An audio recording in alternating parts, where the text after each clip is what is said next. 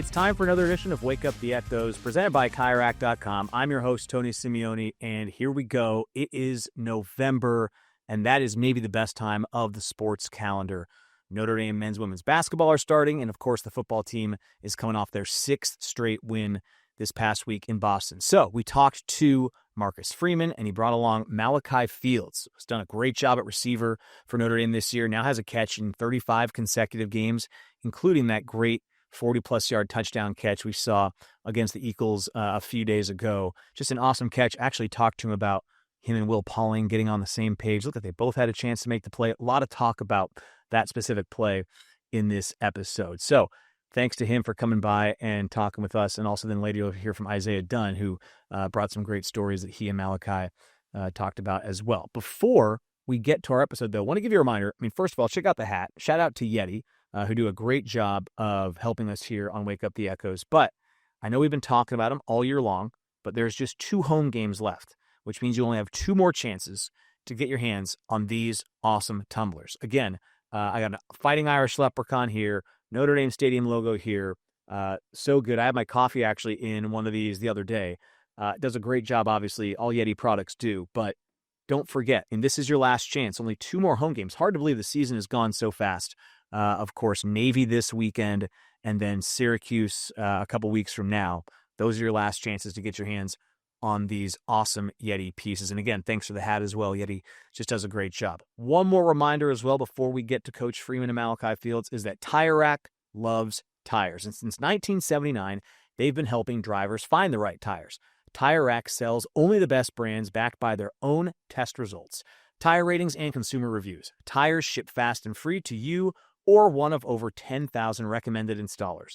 TireRack.com, the way tire buying should be. Okay, let's get down to business and talk to Marcus Freeman and Malachi Fields.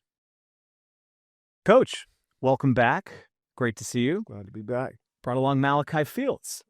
How's it going? Good. How are you? Good. Welcome to Wake Up the Echoes. First time here. Thanks for having me. Yeah, we were just talking about, this is a very chill conversation. That's why I got the Yeti hat on Like today. Yeti. Some good sponsor integration there. They're very happy when the conversation's chill. Okay, we actually don't talk a ton of football on this show, but I did want to start with some football. The touchdown pass. Did you see Will Pauling? Was he coming for you? What's going on there? Because I know very little about football compared to you guys, but I know if 2 receivers are in the same spot, usually it's not a great thing. What was going through your head? We didn't call that. We didn't want that. That wasn't the design, but it worked out. What's going through your head? No, honestly, I didn't see. I saw like a blur of something in the corner of my eye, and I just knew I had to go like kind of attack the ball. And then like after watching it back, I'm like, "Yo, Will, what were you doing there?" He said, "What'd you have?" I was like, he tapped me to the post. He said, "What'd you have?" He said, "Nothing." I was like, "So you just out there running?" What were you thinking, Coach, when you saw them in the same spot? I'm going to keep it clean, but I'm like, oh, crap. Like, I'm watching, it's like you're watching a car wreck ready to happen. And then all of a sudden, last minute, I see Malachi go up and Will stay down. I'm like, no way. Then once he caught, I'm like, score. Yeah. But, man, it was scary why that ball, it seemed like the ball was in the air forever, too, as you watch those two kind of going at each other. Did you guys watch the World Series the other night on the plane? I think it was on the plane. Yeah. The guy goes back, and the center fielder for the Dodgers made the catch. It was kind of like that. Same thing happened, but they hit. Yeah. Well, he just said, I have to catch this or we're going to lose the game. It kind of felt like you were the center fielder there. You're like, I'm going to catch this, and it's up to Will to either get out of my way or make the business decision. You also call it in baseball. Yeah. I got it. Yeah, center fielder has the call, too. So if he calls it, it's supposed to be his. Taller guy has the call for us. Yeah. I got it. Next time you say, I got it. One more thing about football before I transition is anytime I see you running vertical, I feel really good. Like, where does that come from? How have you become such a great vertical threat in your career? I think just being a bigger receiver, and then just the confidence when the ball's in the air, knowing that the quarterback has trust in me to put it up there and just go and make a play. What does he do for the offense? Just because, like, I see Zero going that way, it always seems like good things are happening. Yeah, I think that you have the confidence whenever he's one-on-one that you could throw it to him every time. Now, we spread the ball out there. We got a lot of good receivers, tight ends, but there's a confidence in the coaching staff. There's a confidence in our quarterback and our team that if Zero's man-to-man with anybody, throw it up. It's not a 50-50 ball. It's a 60-40 for sure, if not better in our favor. Yeah, it's exciting. It's been fun to watch you. Okay. Maybe except for with Leonard. Let's go. That's about 50. Oh, if it's you against 15? Yeah, that's when it's good. Okay, let's stay there then. What are those matchups like in practice? Man, it's scrappy. It's always a battle. It's always good though. Like we're both getting better on both sides of the ball whenever we're going against each other in practice. What makes him so good? Like I watch and I know I can tell he's long. I know that he's obviously good at corner, but I don't know all the technique. Like when you're going up against Leonard Moore, like what makes him one of, if not the best corners in the country? He shows you everything, like everything you're gonna see, like physical. He'll jump jam you. He'll be patient with you. He'll play off. Every different look he's mastered it, and it's just cool to go against him and knowing that like with him I'm gonna get everything that I need to go be confident in the games. He's fun to watch. Like he really is. We're lucky to get to watch him. Yeah. Okay. October 1st, special day for you, right? Yeah. Okay. I'm happy to tell everyone why it's a special day, but it's a special day for me too. October 1st of this year is my 3rd wedding anniversary. Really? And it sounds like that's now going to be your wedding anniversary. Yeah, you got married on October 1st? Yeah. Congratulations. How'd that go for you? It was cool. It was we were trying to plan it, trying to make something happen. We knew we wanted something small, just us two, and we ended up calling to just go to a courthouse, and the lady that answered the phone was like, "I'm actually an ordained minister, so we can set this up and I can come to you guys and we can get this done." We were like, perfect. That's exactly what we were looking for. So easy. Courthouse wedding. And so you and your wife now have been together for how long before you got married? Been together for 2 years before we got married. Okay. We actually got married in our backyard. It's pretty cool. Really? Yes, sir. Man. So, and I think you mentioned Eli's married too, right? Raridan. So is that the only 2 married guys on the team? But you got 2 married guys on the team. Like when you see someone like that, obviously you bring in a vet like him, you're getting great experience, but now you've got another husband on the team. Like you see that has to make you proud to have a guy on your team make that commitment. Yeah, it's not an easy decision. I know our wives will say it's an easy decision, but it's like to make that jump during the season. It's a mature decision and I'm proud. I mean, that's a major decision in your life. And I knew he had was she your fiance when you came here? She was, yeah. I knew he had a significant other when he came here, but I was surprised when I found that he got married during the season. Yeah. And but I'm proud of him, and this is just a moment that you'll remember. And then I always say it's easy to get married. It's easy to have a wedding, but hard to stay married, right? Yeah. Like you got to continue to choose hard and do the things for your marriage that you do for things you want to have great success in. Yeah. And that's work and selflessness. And but I'm proud of him, man. I can't wait to see how this journey continues to go. So I've talked to Coach about this. I think one other time, I can't remember how it came up, but you got married, like 23 or 24 when you got married? Yeah. So I got married when I was 30, maybe 31. I was 30 still. And you're 22. So how did you know? Like when I was your age, I just was not in a position to even like think about that. And you got it figured out on that front. Like, how did you know when you're with your fiance, like this is the person I'm going to spend the rest of my life with? Man, it was just different. Just from the first conversation, first time meeting her. Before I met her, I was actually doing a lot of prayer, a lot of self discovery, trying to figure out, who I am, who I want to be, the man I want to be, the person I want to be. And just, finding her after that and just developing in our faith and life together. It was just confirming, and it was all the Lord. So wow. And she's a basketball player. She was, yeah. Okay. What's her game like on the floor? She's a lefty shooter. Lefty? Yep. She can play any of the guard positions, and she's lights out when it comes to shooting threes. So okay. And she's liking it here in South Bend? Yeah, she is. She's trying to find some friends, because it's a little different than back home in Virginia. But she's enjoying it, just having her own space. She is. She's from Abingdon, Virginia. Okay, this is a little different. Yeah. Than down Virginia, but the adjustment's been made, and she's acclimating. She ready for the winter? That's the one thing. Are you ready for the winter? I'm gonna have to be. Has Coach prepared you for the winter? It snow in Charlottesville. It does, but it's not until like December or January. Like it don't get this cold until like it's not the same. It's as cold as it gets here. Nah. I remember coming up on a visit and it was a snowstorm then. I'm like, all right, this is different. When was that? That was in January of last year. Of this year. I guess this calendar year. Okay, and it was like nasty. Yeah. That's good. I mean, that's what I want someone to visit because you know what you're getting with South. True. Yeah. So now it feels like it's still kind of nice and balmy out there. So now I'm in it for real. I go practice or they go play it, but it's gonna be fun. So I had a note here from my sources around campus that and you tell me if this is an appropriate word, but you consider yourself boring? Just football and family is kind of your thing. That's me. And that's a little bit the B word. If you're okay with that, I'm okay with it too. But like, you're kind of football and family is what you're focused on too, right? Yeah. Okay, so how do you embrace that? Like the boringness of football and family that obviously though brings you great fulfillment. Like, where does that come from? I just think, my parents just teach me to focus on, the things that matter. So for me, that's all it is: faith, family, football. Just trying to keep it simple, not too much going on. You can't get into too much trouble. You're not going to get distracted from the things that are important. So just keeping it simple. Faith, family, football. I don't think I've heard that one. I probably should have, being at Notre Dame. That's probably a pretty easy, the 3 Fs. But I did hear you you fish? Yeah, all the time. So I guess it's 4 Fs. You walked into that one. That's great. Okay, how long have you been fishing? All my life. My dad used to take me and my little brother when we were kids to the lake where we live in Charlottesville, and we used to, fish, catch a little small fish back then. Then growing up throughout high school, me and my boys would go, and then in college, having the freedom to go whenever I want to. So yeah, I've just been fishing all my life. You go fishing much? I've been like twice. The kids, we have a pond outside our house that the kids go fishing, but it's like a little pond. Yeah. But sometimes I'll go over there in the summer and help them out, maybe. Okay. Do a little bit, but I'm not a fisherman. You're not a fisherman. If somebody they want to go fishing, somebody's got to take them. Would you consider yourself a fisherman? I'm an angler. An angler? Yeah. Okay, so what's an angler? Like I know what baits to use, what to throw, where to throw, how to finesse it, all that. How's that different than a fisherman? The fisherman, you just out there just casting and just hoping, I like. Oh, so you're yeah. So I get it now. So if I go out there, it's a hope and a prayer. I'm just throwing it into the water. Yeah, you're fishing. I'm fishing. You're angling. Okay, so what's the bait? What's the rod?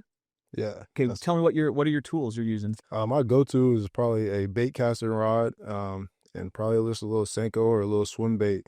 The little Senko is like a soft plastic worm that you finesse. You jerk it a little bit, you finesse it, try to get the fish attention. A little swim bait, you can do the same thing, but it swims is more like a fish motion, like a little bait fish motion. And then I see. So one's like a worm, one looks more like a fish for the bigger fish to come after. Exactly. Okay.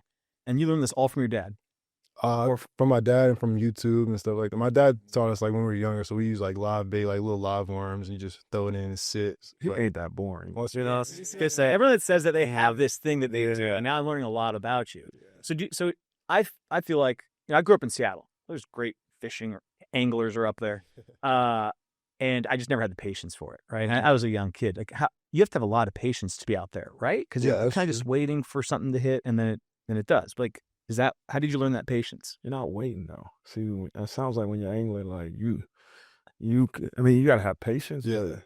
You kind of dig. You know what you're doing. It's true though. That's also a different type of fish. Like if you're catfishing, you are just waiting because you just throw it out, let it sink, and you just wait till it tastes it. But I usually bass fish, so like you're more active with it.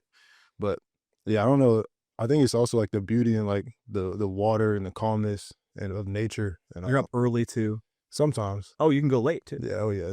Sometimes it's nicer for me and my boys. I'm there till like 2 a.m. Like, all right, what are we doing? Let's go home. For him to come to the house, come teach the boys how to fish in that little pond. There's some catfish in there. They told me.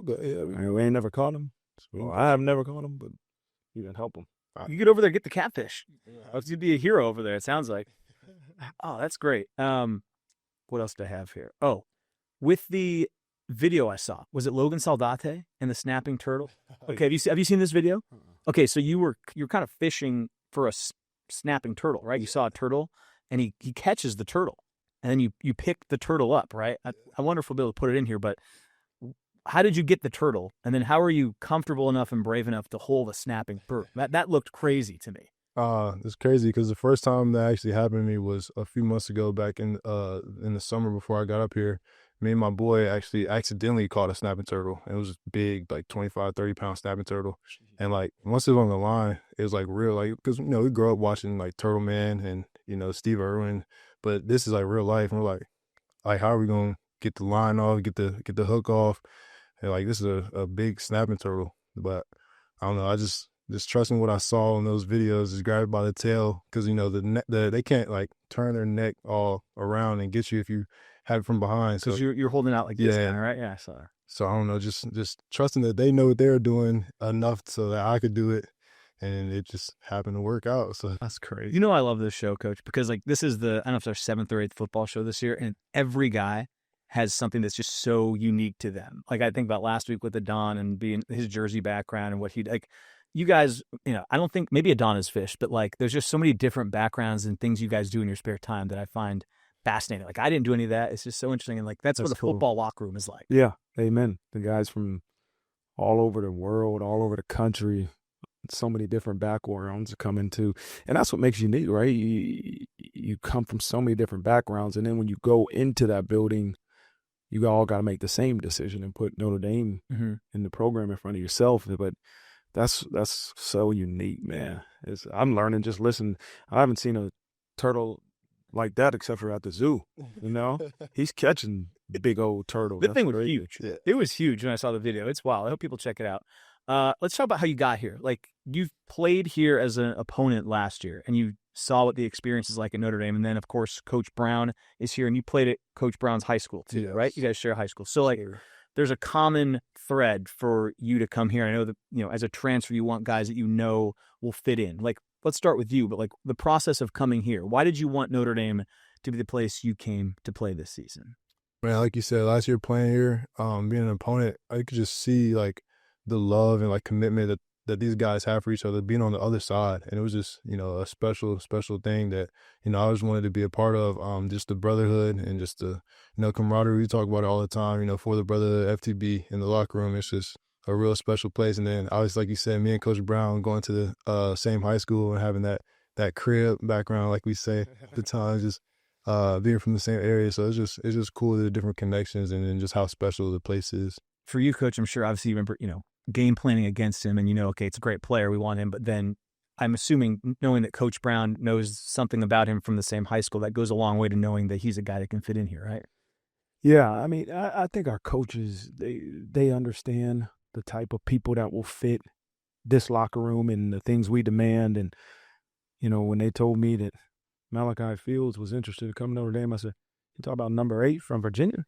I said, oh, I saw him live and in person, you know, and so, you know, we knew what type of player we were getting, and Coach Brown stood on the table for what type of person we were getting, and you know, to hear some of the things he says about why he chose this place. You know, we have our seniors speak at fall camp to the team, and he said something similar. I wrote it down, and sometimes you take, I always say is, don't take what you have for granted. Mm-hmm. And it's great when you hear somebody that has a different perspective to remind you of what you have is good, because you get used to it.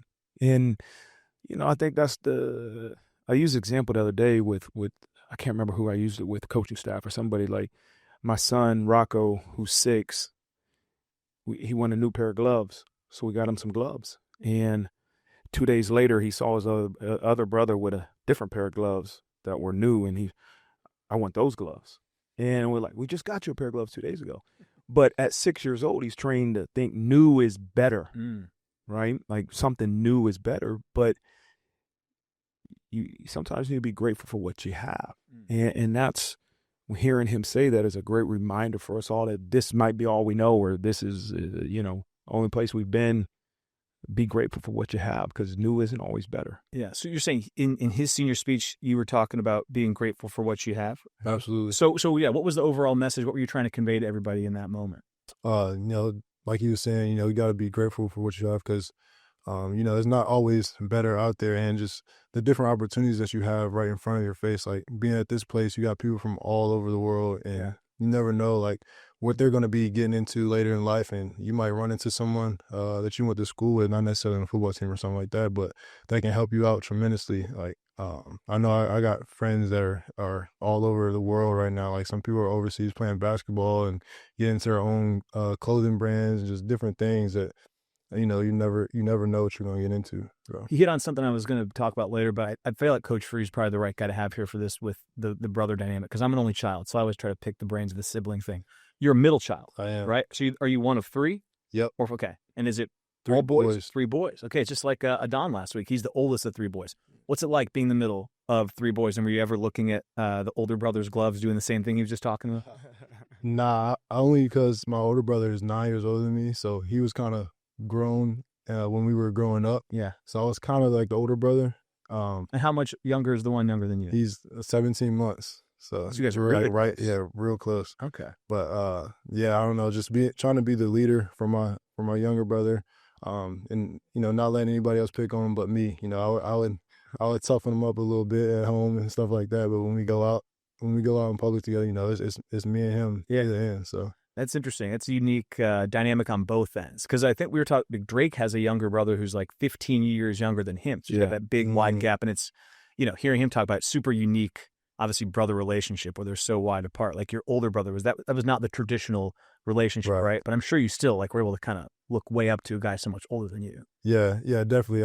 Some of the things he was doing, I was like, dang, like that would be cool. Like, why can't I do that? But understanding there's a place and a time and an age, I guess, for different things. Yeah, for sure. You got to wait your turn. Yeah, absolutely. Okay, last kind of topic before I let Coach Free go. Let's go back to football. We're coming down the stretch here. But I guess I want to just check in with you, like, how has this experience been, Notre Dame football? Has it kind of lived up to the expectations? You talked about it last year. You saw it about a year ago this time, right? And you said, wow, that's something I want to be a part of. What's it been like to be in it? Has it met your expectations? Absolutely. It's been just super, super special, man, from the guys in the locker room to the stadium atmosphere to, us going through tribulations, our hard things, not coming out the way we wanted to with the first 2 games, but, never wavering from, trusting in each other and our coaches and just going back to work and, getting the result we wanted the next few weeks ahead and just continue having this thing roll.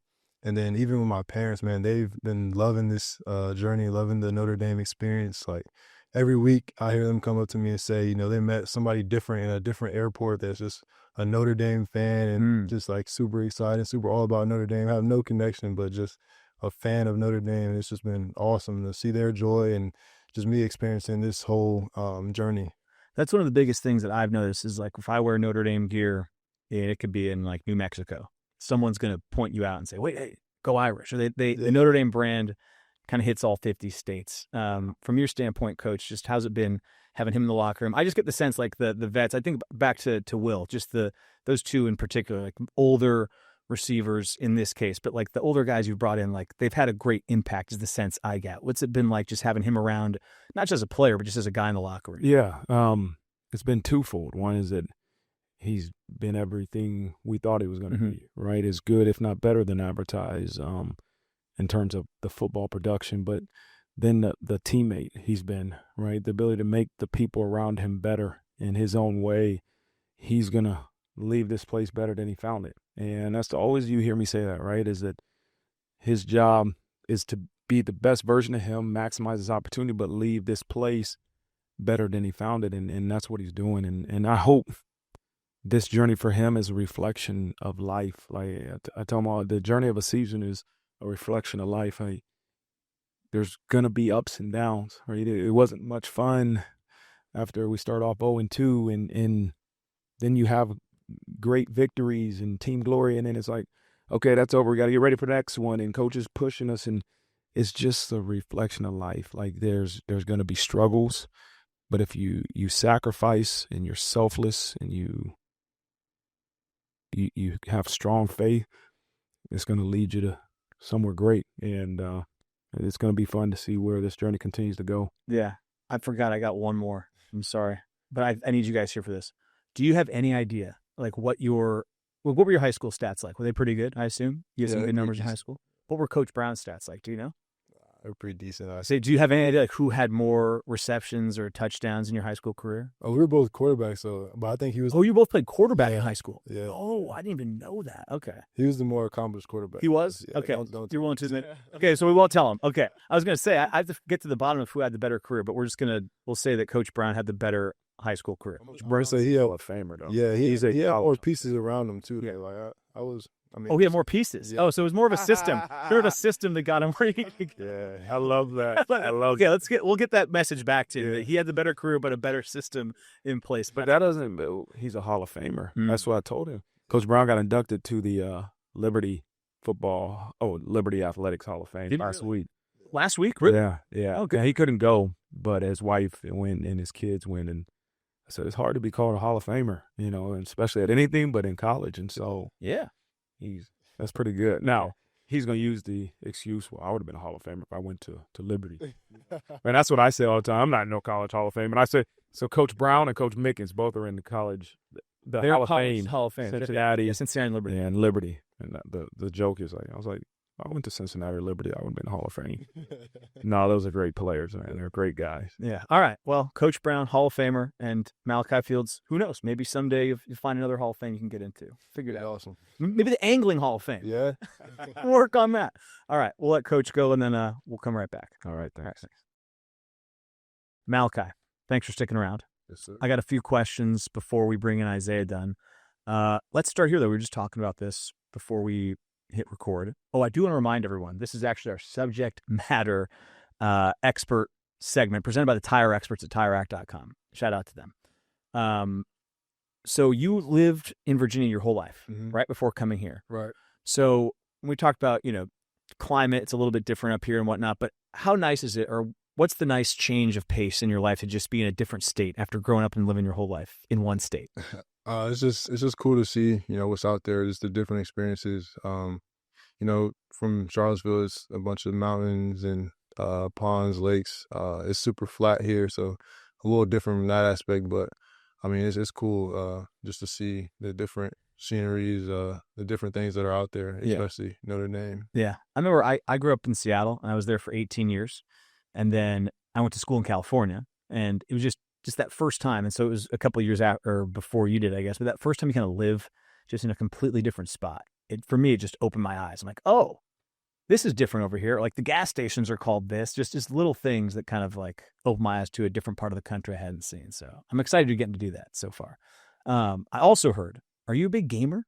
I am. Okay, what are your games that you're playing? I play a bunch of different games like Apex, Fortnite, Call of Duty, Brawlhalla, Rocket League. Just got the new Battlefield. All right, you're playing a bunch of games I'm not playing. That's what it sounds like. Do you play any of the sports games? Nah, I stay away from. So you don't? Actually, except for PGA. Like I like the golf game. Like that one's fun. Really? Yeah. Which are you, on the 2K or the EA Sports one? 2K. Okay, the 2K one. So they haven't come out with a new one in a while, but I was playing it a while back. So what's you have like a creative player out there? And do my career. How's your career going? Pretty solid. You win any majors? Oh yeah. How many? 2 so far. Which 2 do you have?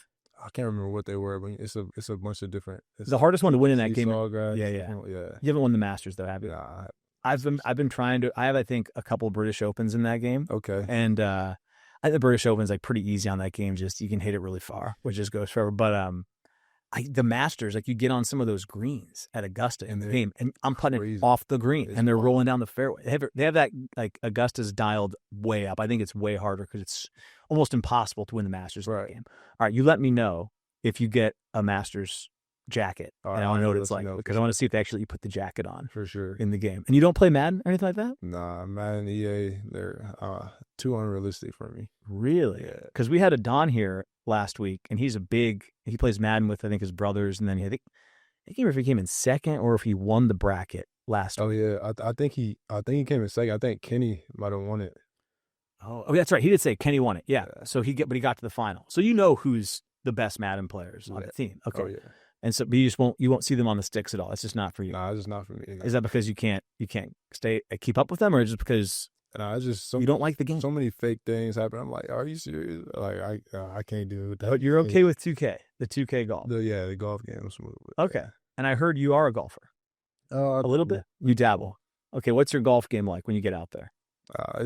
Golf might be the most frustrating thing to actually go play. Like it just keeps you in check of your emotions. Like it just makes you really aware of them because some things will go how you want it, some things won't, and then you just keep chasing that one pure swing that you hit that one day, and then I think you're gonna find.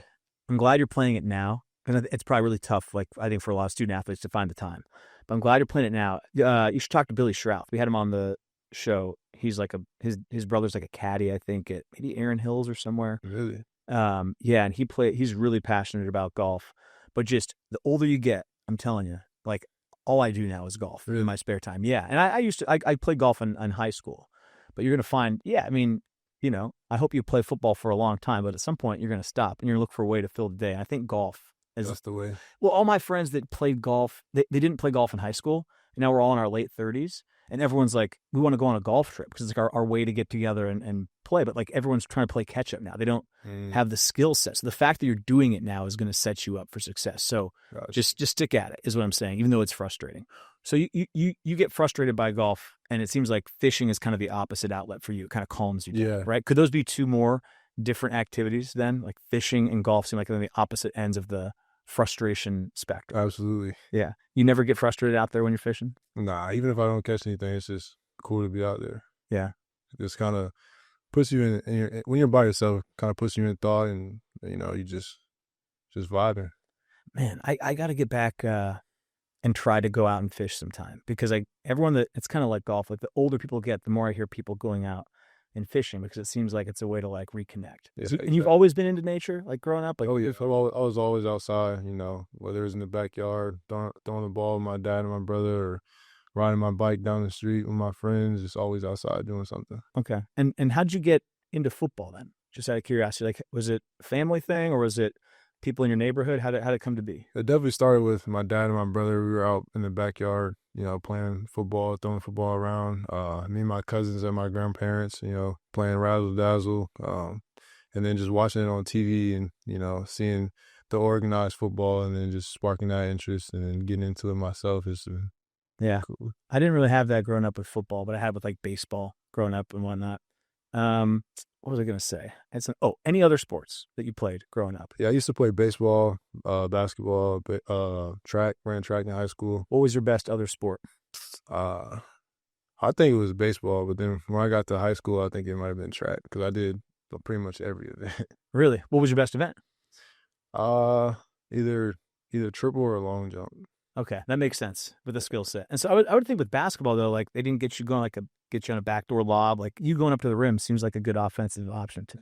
No? No, I mean I stopped playing basketball when I got to high school, because I started running track. All my friends were doing track. So basketball was done by the time you got to high school. So I mean we played pickup all the time, but outside of that. All right. Let's take a quick break, and we'll bring in Isaiah Dunn. All right. Malachi's still here. He's probably sick of me by now, but Isaiah Dunn, great to see you. I'm excited. Wow. Okay, this is our Tell Me a Story segment presented by Yeti. I got the hat today. You see that? That's a really nice hat. I'll see if I can get you one. It hides the fresh cut that you always I know. but it's a nice hat. I know. I appreciate that. Yeah. Can I just you a drink? Yes. Can I get some bubbles today? I'm going to get you some bubbles with our friends from Topo Chico, a Coca-Cola product. Now, I'm going to toss it to you. Is this glass? Okay. No, it's not glass, but I'm going to toss it to you, and you're just going to be careful when you open it, because there will be the bubbles in this, just so you know. So I'm not going to call out any of the competitors. There are competitors out there that make carbonated water beverages. I mean this is why we have them here. These are the best bubbles in all of carbonated water. You hear that? Hear that? That was refreshing. They're the biggest bubbles. When you give that a sip, just note how big the bubbles are, and that's a different experience than a lot of other sparkling waters. It's bubbly. You can see it. You can see how big those bubbles are. You like that? It's quality stuff. Are you good over there? Oh, Malachi's got a Dasani Coke product. Yeah, he's got it. Okay. Isaiah, I mean, at this point, it's like clockwork. I'll turn it over to you. I'll be chiming in, as you know, when necessary, but take it away. Speaking of bubbles, Malachi's a very joyful person. He's very bubbly. And I think when he came in, he was super excited about Notre Dame. He's probably talked about it a little bit. But not only he was excited about Notre Dame, his family is also ecstatic about Notre Dame. And I think I see him at every game. So he's going to have some stories about his family and their Notre Dame experience as long as his. Take it away. Yeah, man, this recently, dude, my mom, she loved the first home game. She was super excited about it. Like she usually doesn't get, too into football, too into the experience, the tailgating, all that. But when she got here, it was like she couldn't resist. Like goes to her first tailgate and just loves the experience at the home games, the crowd, the atmosphere.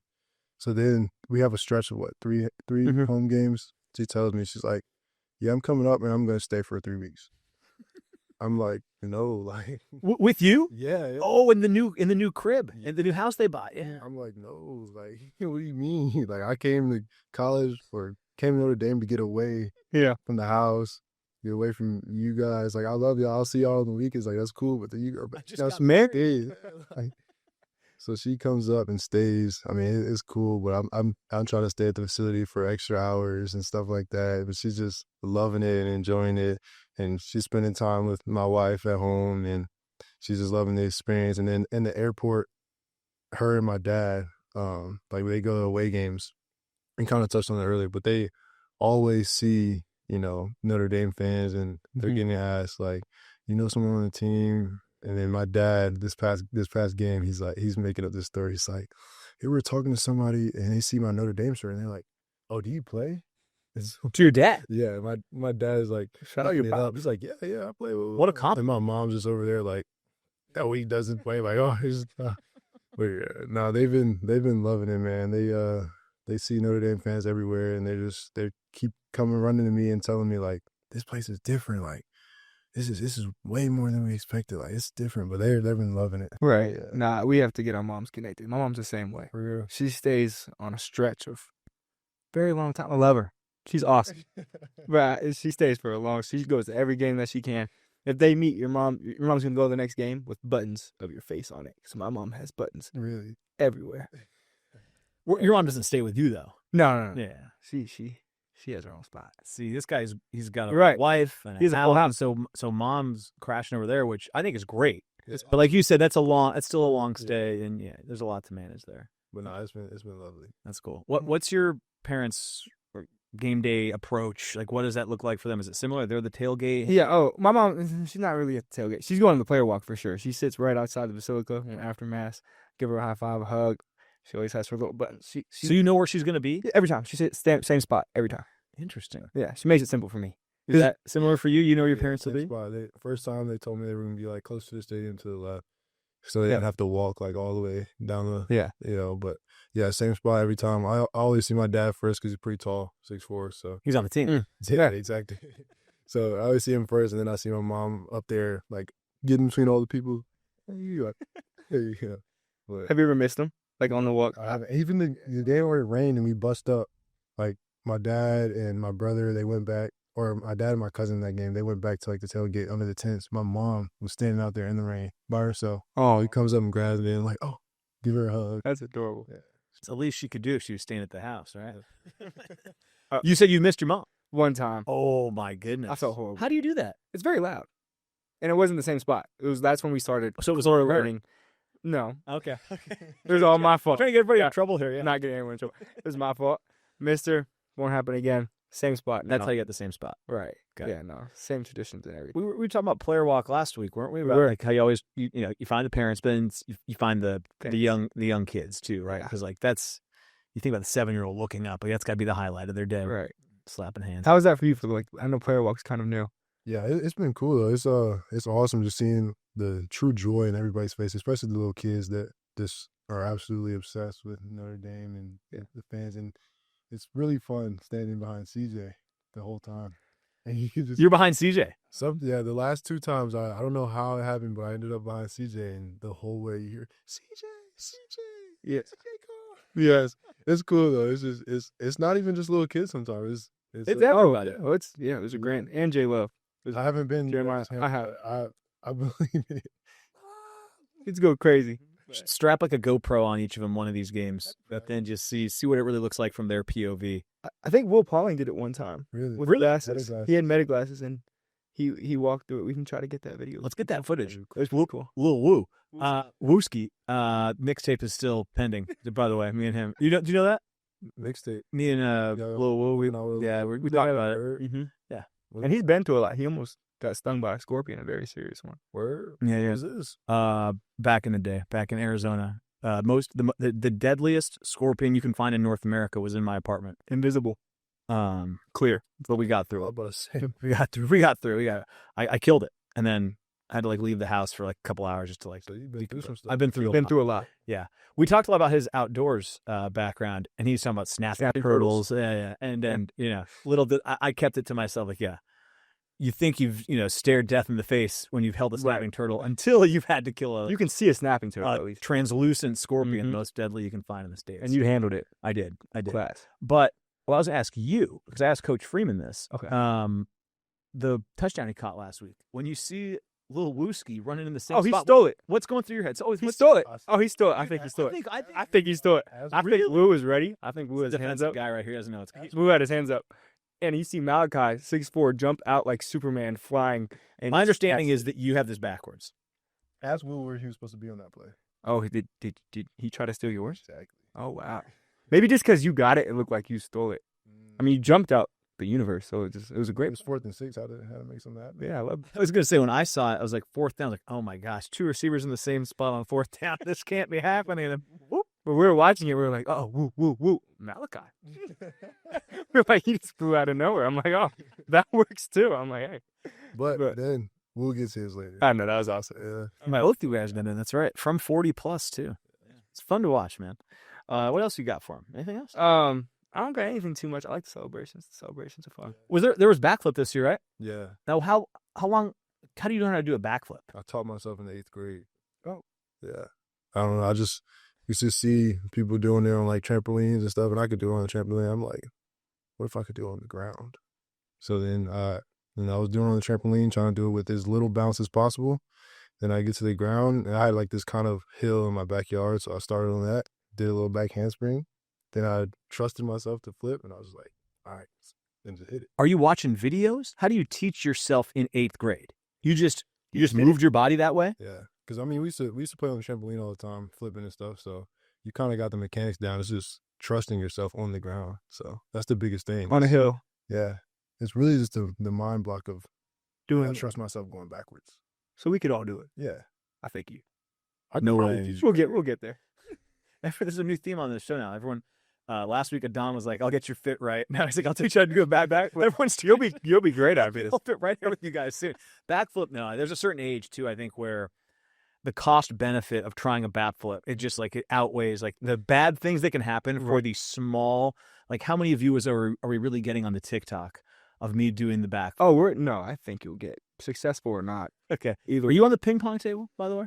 I dabble. But you're not like him. Oh yeah, he's on there all the time. We're gonna have to play though, because I see him play all the time. He's beating these scrubs. So. Oh, Wooski's a scrub. You beat Woo? I beat Woo. I mean, yeah, scrubs. Okay. Back to the backflips, though. You know there was a double backflip? Yeah. He did the backflip, and then J Love in the middle of the field on that play did the backflip. Really? In that play, there's 2 backflips. Is that okay? I don't know if we can get this. Would it be shown on the all 22? You'll be able to see. Can you see Malachi I didn't see that on the broadcast. do a double? I see your backflip. Yeah, Malachi's doing a backflip, but during Malachi's backflip, J Love's in the middle of the field doing a backflip. Why is J Love doing a backflip, by the way? He was excited. The spirit moves him. He felt like he had to do a I backflip. had no clue about this until we get to film on Monday, and like you see the wide view. That's what I'm saying. The all 22 shows you guys both Right. doing it. Yep. I need that footage. It's really cool. You guys have got it. You probably can't let us have it, but if it's out there, I need to see Yeah. I need to see the all 22 of the guys doing the backflip at the same time. That's Really amazing. Yeah. You guys are on the same page there. Okay. Just because we brought him up a couple times now, Jeremiah Love. Mm-hmm. Can we just talk about him for a second real quick? It's like, you've played around a lot of good football players. You've played against good football players. You are a good football player. What is Jeremiah Love like? Like, describe him to me, because I think he's one of the best football players I've ever seen. Freak. That's it. Like Yeah. he's different. Like it's like a switch that flips when he gets on the field, when he gets the ball in his hands. It's like he believes, and I think we all truly believe, like anytime he touches the ball, he could take it to the crib. Last week. Literally. So like, I don't know, it's just a different, sense of urgency, different mindset when he gets the ball, and it's just like, dude's a dude for sure.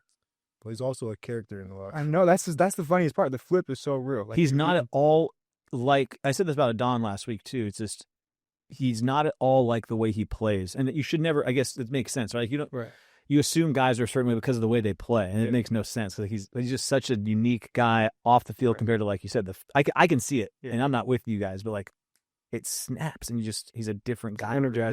Energizer for sure. What did we call him last year? The Kanga cheetah. a kangaroo and a cheetah. It's kangaroo and a cheetah because it's fast like a cheetah.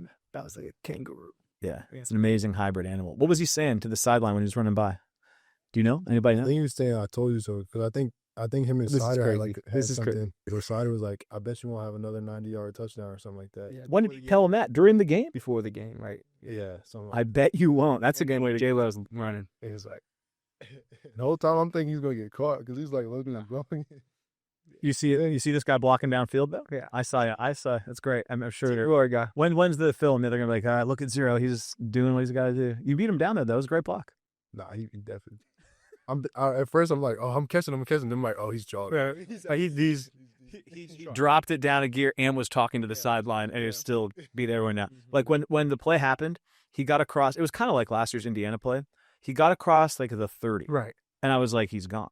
And usually like when I'm broadcasting, I'm like, okay, the last thing you want to do is like say he's gone, and then he's not, and you kind of feel like a bozo. And like, no one's catching him, Right. so I just like he's gone, and that's it. And it's so fun. It's so fun to watch, man. Yeah. One of a kind. Mhm. Anything else? That kind of sums it up right there. Yeah. Malachi, thanks for coming by. Absolutely. Thank y'all for having me. Yeah, great learning more about you. Keep up the great work. Fun to watch. And enjoy this November. November in South Bend. It's actually, I think it's the best time of year with the football season. It's kind of football weather now. Would you agree? It's definitely the best time football wise, weather wise. It's gonna snow next week, but it's okay. Yeah, it'll be all right. Nah, embrace it. Embrace it. Well, Absolutely. Isaiah, great seeing you. Great to be here. It's still froyo weather. Don't let the haters tell you otherwise, okay? Awesome. All right. Thanks again to Isaiah Dunn and Malachi Fields for stopping by. Great talking with them. It's now time for our Ask the Host segment. As always, you can send a question to fightingirish.com/wakeup. I've been getting great questions this year. Appreciate them all. So many fun topics. Another good one this week comes from Ginny in Akron, Ohio. Thank you, Ginny. Appreciate it. Tony, you do such a great job as a broadcaster. That's obvious. With all of the exciting plays you get to broadcast, how do you preserve your voice? So this is a question I actually don't get often, but every time I get it, I get a little weird because I do absolutely nothing. I truly do nothing to preserve my voice. And there's generally once or twice a year, I find myself in a spot where I wish I was doing more to maintain the strength of my voice, because there's a bunch of games. Like we're hitting that time of the year right now, right? November. There's going to be basketball this week, football. There'll be hockey games, this show. There's just a lot of talking over the course of the next month. And inevitably, in one of these games, I'll feel my voice kind of getting a little weak. So I've heard, hot tea with lemon. I will have a cough drop every now and then to kind of just help soothe the vocal cords.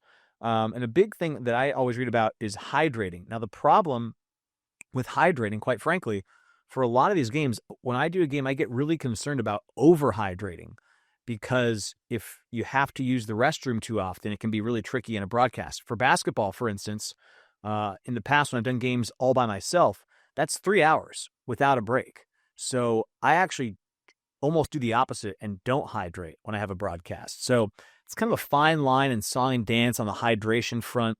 I think that, in a pinch, I'm probably going to do some tea with maybe it's either honey or lemon. I don't even know at this point, just to see if it helps. But honestly, Jenny, I don't have anything. I don't do anything, and it's another good reminder to me to just stay on top of the vocal cords, and hopefully this year I don't lose the strength that I need to get through the season. So great question, and a good reminder for me to just take care of the pipes any chance I have. But no real regimen for this guy, just old school when it comes to the vocal cords. All right, that does it for us this week on Wake Up the Echoes, presented by TireRack.com. Thanks again to Coach Freeman for coming by, and of course, Isaiah Dunn and Malachi Fields. Great talking to both of them and learning more about Malachi's upbringing and Notre Dame experience. We will talk to you next week on Wake Up the Echoes, presented by TireRack.com.